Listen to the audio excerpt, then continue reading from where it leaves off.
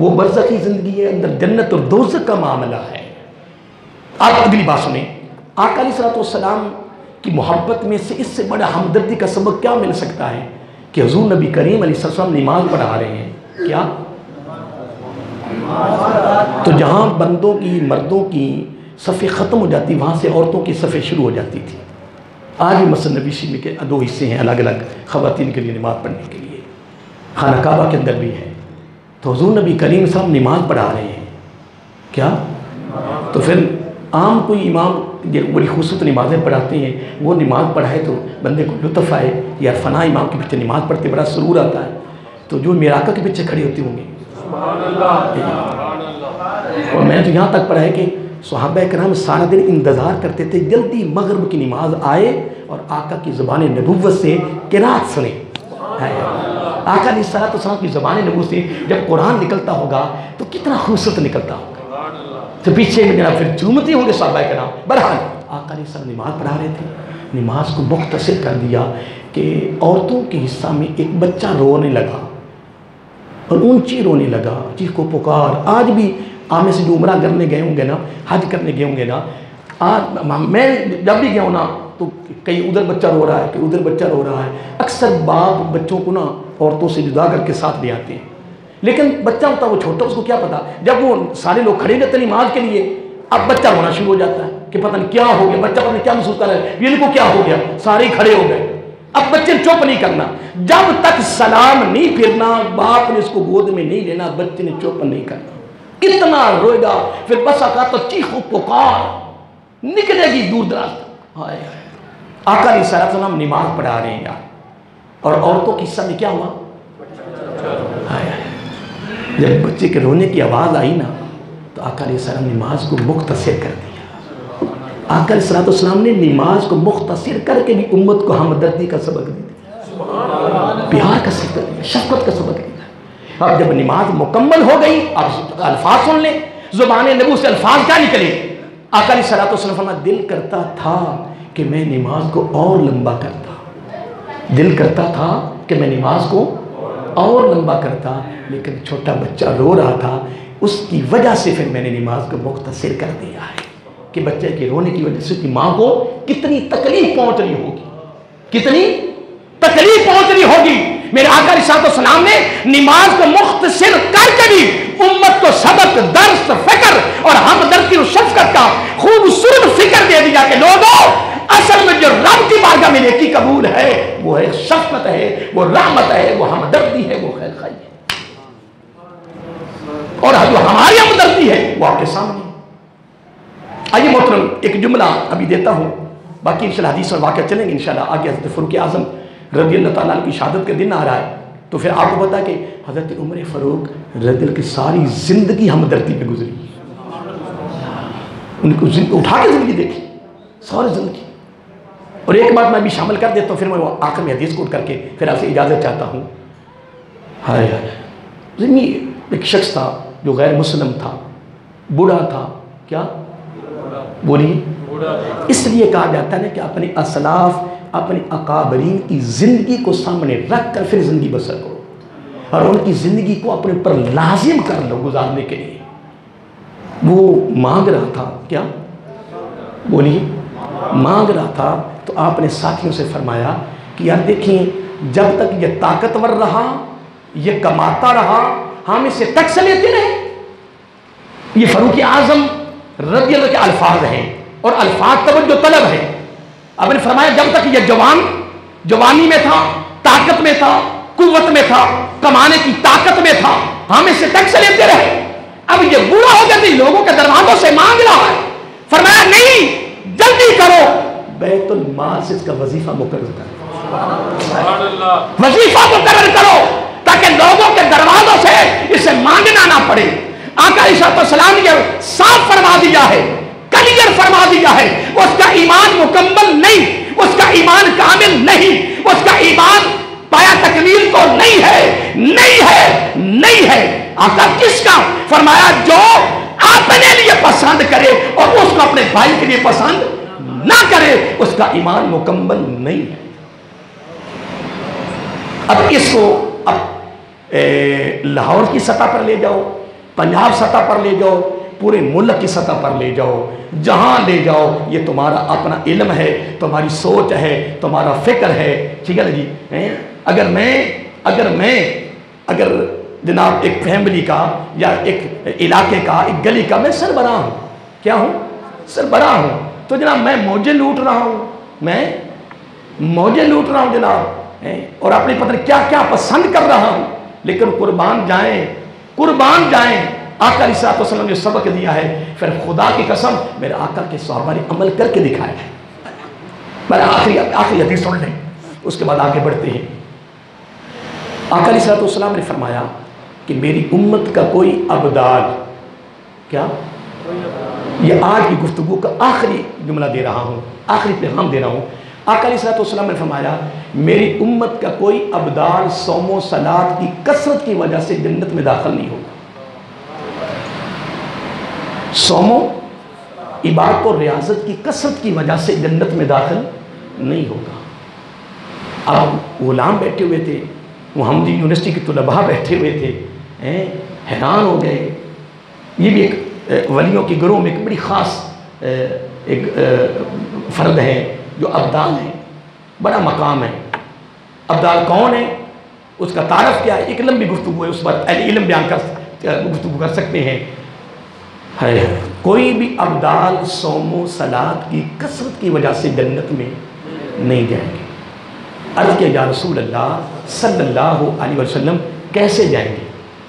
अब आज की गुफ्तगू में आखिरी में जुमला दे रहा हूँ जो ज़ुबान नबुव्वत से निकला है, उम्मत के फ़िक्र के लिए, उम्मत के सब्र के लिए, उम्मत की खूबसूरत ज़िंदगी को बनाने के लिए। मैं उसको फिर लफ्ज़ों को दोहराना चाहता हूँ ताकि वो फिर दोबारा दोहराए जाएँ कि अगर कोई शख्स अगर रास्ते से टहनी हटाए, मेरे पास जुमले नहीं है कि मैं इसको कितना और खोल दूँ, खुदा की कसम इससे बड़ा हमदर्दी का कोई सबक नहीं है। हज़रत अबू हुरैरा रावी इसके रज़ियल्लाहु ताला अन्हु कि वो फकत टहनी बाजार से गली से टहनी हटाए एक साइड पे कि मेरे किसी भाई को तकलीफ न पहुंचे, तो रावी इस पर उसकी बख्शिश कर रहा है। हम टहनी हटाने की बजाय टहनियां रख रहे हैं, हम टहनियां रखते हैं, आड़े करते हैं, रुकावटें पैदा करते हैं। क्यों हमें सबक दिया गया कि भाई का मकान देखें, भाई का लिबास देखें, भाई की इज्जत देखें, जिस सूरत में देखें। आपने पता क्या करना है, नहीं करना, लोगों से दम करवा के कोई काम नहीं करना। असीरी फेंक रहे जी, दालें फेंक रहे जी, फना आ रहे जी, कोई कारोबार बंद करा गो एडे मन की कमा, ऐसे जालिम बदबख्त है वो जो करने वाले हैं। मैं कहता तुम्हारा हाल जो होना है ना वो होगा इंशाअल्लाह। कोई मरवाने पे लगा हुआ है, कोई मारने पे लगा हुआ है, कोई कारोबार बंद करने पे लगा हुआ है, कोई कुछ कर रहा है। अल्लाह के बंदे क्या हो गया तुम्हें? मरना नहीं, कब्र में नहीं जाना, कब तक तू जिंदा रहेगा? अभी जो मुझे शागिर्द छोड़ने जा रहा था सूफियाबाद में, जब मैं पहले बयान करता हूँ तो मुझे रास्ते में बता रहा था कि उस्ताद जी फलां बंदे ना उसकी पूरे पाकिस्तान में से सबसे महंगी गाड़ी है। मैं कितनी महंगी गाड़ी? जो 80-75 करोड़ की है। मैं कहा परेशान क्यों यार, क्यों परेशान? आप परेशान नहीं होना, अन करीब उस गाड़ी से नीचे उतरने वाला है। मैं हकीम लुकमान ने 3000 साल जिंदगी पाई है। कितनी? यानी 30 सदियां। वो दिन भी बरकत वाले थे, वो रातें बरकत वाली थी।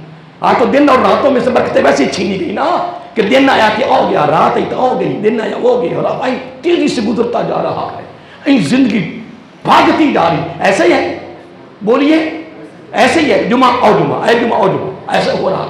कितनी जिंदगी पाई?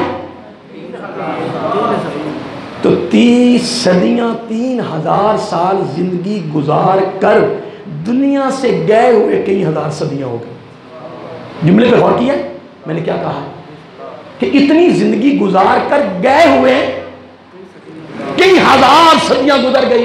मगर तू कौन सी बात कर रहा जी? 80 करोड़ की गाड़ी है, 75 करोड़ की गाड़ी है, छोड़ उसको। उसका भी वही रब है, हमारा भी वही रब है। इसलिए तो इमाम हसन फरमाते थे रज़ियल्लाहु ताला अन्हु, मैं तुम्हें बताऊं अमीर कौन है? खुदा कसम क्या जुमला मेरे आका के बड़े शहजादे ने दे दिया। फरमाया तुम्हें बताऊं अमीर कौन है? लोगों ने बताओ। फरमाया मेरी निगाह में, इमाम हसन फरमाते रज़ियल्लाहु ताला अन्हु, मेरी निगाह में सबसे अमीर वो है ہر لمحہ رب کی تقسیم پہ راضی رہتا ہے، جو رب کی تقسیم پر راضی رہتا ہے، اس سے بڑھ کے کوئی امیر نہیں ہے، اس سے بڑا کوئی، سارے بولیے، اس سے بڑا کوئی امیر نہیں۔ میں ایک بات کرنے لگا تھا کہ جب کسی بھائی کی عزت دیکھو، میں کہا وہ آن قریب گاڑی سے نیچے اترنے والا ہے، دو چادروں میں لپٹنے والا ہے، اور منوں کے مان مٹی کے نیچے جانے والا ہے۔ کسی چیز کو دیکھ کے یہاں خراش نہیں آنے دینی، کیونکہ ان قریب ہم نے بھی جانا، اس نے بھی چلے جانا ہے۔ اس لیے تو قربان جائیں کہ بستر اور خاک پہ سونے والوں کا خواب ایک ہی ہے، بستر اور خاک پہ سونے والوں کا خواب بھی ایک ہی ہے، اور مرنے کے بعد جگہ بھی، تو پھر امیری غریبی کیا ہوگی؟ پتہ نہیں کیا لوگوں نے سمجھ لیا۔ بہرحال ایک جملہ دے رہا ہوں، پھر وہ حدیث کو کمل کرتا ہوں کہ جب بھی کسی بھائی کی عزت کو دیکھو تو ہمیں قرآن و سنت نے جو سبق دیا نا وہ ایک ہی دیا ہے، اے نہیں کرنا، کوئی اور کام نہیں کرنا، ٹھیک ہے جی، بس ایک ہی کام کرنا ہے۔ ماشاءاللہ، کیا بات ہے! جب بھی بھائی کی عزت کو دیکھو ایک ہی سبق دیا قرآن سنت نے، کیا پڑھنا ہے؟ ماشاءاللہ لا قوت الا باللہ، خوش رہو، تقسیم رب کی ہے۔ پھر آگے آقا علیہ الصلوۃ والسلام نے اور کمال کر دیا، فرمایا بھائیوں کی عزت پہ تو خوش رہے گا تو رزق کے ملنے کا بہترین وظیفہ بھی ہے، تجھے رب دے گا، تجھے رب، ہاں اتنی دعا کریں کہ یا اللہ اس کو اگر مال دیا ہے تو اس کو آخرت کی تیاری کی بھی توفیق عطا فرما۔ آگے محترم، میں ایک بات کر رہا، پھر میں کافی آگے چلا گیا۔ کون جنت میں نہیں جائیں گے سوم و سلاد کی قسم کے ساتھ؟ ماشاءاللہ، اس بات آپ کو یاد ہے، کوئی ابدال سوم و سلاد کی کثرت میں جنت میں نہیں جائے گا۔ عرض کیا آقا کیسے جائیں گے پھر؟ جبکہ سوم و سلاد لازم ہیں، فرض ہیں، ضروری ہیں، اس کے بغیر گزارا، اس پر پوچھ ہے، لیکن جنت کا داخلہ نہیں ہے۔ عرض کیا آقا صلی اللہ علیہ وسلم ہمارے ماما قربان پھر کیسے جائیں گے؟ لو محترم، آج کی گفتگو آخری جملہ ہے، اپنے دامن میں رکھ لو، تمہاری قسمت ہے، تمہارا مقدر ہے، میرا مقدر ہے، اس کو رکھتے ہیں نہیں رکھتے، عمل کرتے ہیں یا نہیں کرتے۔ میں ہاتھ جوڑ کے کہوں گا کہ سن لو۔ فرمایا پتہ جنت کا داخلہ ابدالوں کو کیسے ہوگا؟ کہا کہ کیسے ہوگا؟ فرمایا نمبر 1 سینے کی صفائی، سبحان اللہ، تو اوپر سینے کی صفائی کی، اندرو ہور تے بارو ہور، جو گندگی، جو منافقت، جو کوڑ پن وہ ہمارے اندر بھرا ہوا ہے، اتو ہور تے وچو ہور۔ اللہ کے بندے کیا ہو گیا ہے؟ جبکہ منافق کی نیکی قبول نہیں ہے۔ آپ کے اندر بڑے بڑے اہل علم بیٹھے ہوں گے، علامہ صاحب میرے سامنے بیٹھے ہیں، بہت عظیم مفتی صاحب ہیں، اہل علم ان سے پوچھ لیں، پوری دنیا میں علماء سے رابطہ قائم کریں، منافق کی نیکی قبول نہیں ہے، منافق کا ٹھکانہ جہنم کی آخری تہہ میں ہوگا۔ اس لیے آقا علیہ الصلوۃ والسلام نے فرمایا اندرو تو بارو ظاہرن تے باطن کو ایک کر کے گارنٹی تم مجھے دے، جنت میں دیتا ہوں۔ کیوں اندرو بارو اور تضاد پیدا کریں؟ کوئی فائدہ ہے؟ کوئی فائدہ نہیں۔ فرمایا جنت کا داخلہ پتہ کیا ہوگا؟ نمبر 1 سینے کی صفائی، بولو سارے، سینے کی صفائی، نفس کی سخاوت۔ آقا نے کیا سبق دے دیا؟ سینے کی ہر وقت صاف ہے ہر ایک کے لیے، اور سخاوت کر رہا ہے۔ نمبر 3 ہر وقت اللہ کی مخلوق کی ہمدردی میں رہتا ہے۔ کتنے جملے دیے؟ تو پھر یہ مسجد میں رکھ کے چلے جاؤ نا، ضرور نال لے جانے نے، ضرور جنت داخل ہونا ہے، اتنی آسانی کے داخلے ہو رہے جا رہے، اور سینے کا صاف کرنا مشکل ہے؟ بولو نا، کوئی ہاتھ کھڑے کر کے بتا کہ مشکل ہے؟ میں کہتا نہیں مشکل۔ سینے کا صاف رکھنا کوئی مشکل نہیں ہے، اور نفس کی سخاوت کوئی مشکل نہیں ہے۔ کتنی مشکل ہے؟ کتنی مشکل ہے کہ آسمان کو ہاتھ لگانا ہے۔ نمبر 3 ہر وقت اللہ کی مخلوق کی ہمدردی میں رہنا ہے، اور ہمدردی فقط انسانوں کے لیے نہیں، ہر جاندار جس کے سینے میں دھڑکتا ہوا دل ہے، یہ میرا آقا کے الفاظ ہیں، جس سینے میں جس جاندار کے سینے میں دھڑکتا ہوا دل ہے، اس کے ساتھ ہمدردی کرنا حکم ہے۔ اگر اصحاب نے آقا کیا جانوروں کے ساتھ ہمدردی کرنے پہ ثواب ہے؟ میرا آقا نے فرمایا بہت بڑا اجر ہے، بہت بڑا ثواب ہے، انہی پر تو بخشش کا ذریعہ ہے، جس پر پچھلے 2 جمعوں پر میں نے واقع کوٹ کیے ہوئے ہیں۔ واقع کوٹ کی، جب اس میں میں نے کوٹ کوئی ایسا جانور کا نہیں کیا جس میں میں کچھ اور باتیں کرتا رہا۔ بہرحال ٹائم کافی ہو چکا ہے دوستو، اللہ کو سلامت رکھیں انشاءاللہ۔ اگلے جمعے پر کیونکہ حضرت عمر فاروق رضی اللہ تعالیٰ کی شہادت کا دن یکم محرم کو ہے، اس کے حوالے سے انشاءاللہ پھر آپ کو پتہ ان کی زندگی ساری ہمدردی پر ہی گزری ہے۔ پہلے جمعے پر میں نے ان کا ایک واقعہ کوٹ کیا تھا، جس طرح